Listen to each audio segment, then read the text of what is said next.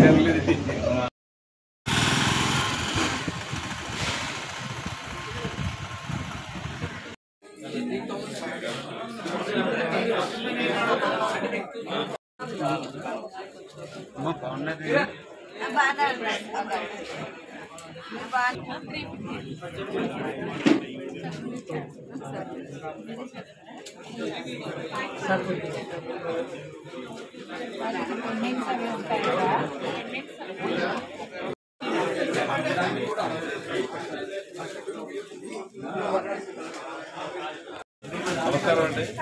Media మిత్రులకు, మా కస్టమర్లకి ప్రత్యేక వందనాలు చూపిస్తూ మేము గత 1983లో పొంగన బ్రదర్స్ సంస్థ స్టార్ట్ చేస్తాం. ఇప్పుడు 8 సంవత్సరాల తర్వాత వ్యాపారం బాగా జరిగింది. ఇప్పుడు కొత్తగా బొమ్మన పుట్టబొమ్మ పేరు మీద భద్రపాలెంలో కొత్తగా ఒక బోటింగ్ ఓపెన్ చేస్తాం.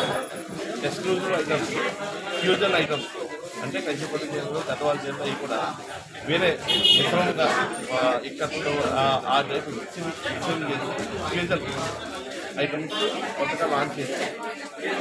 కొత్తగా బోటింగ్ ఓపెన్ చేస్తాం.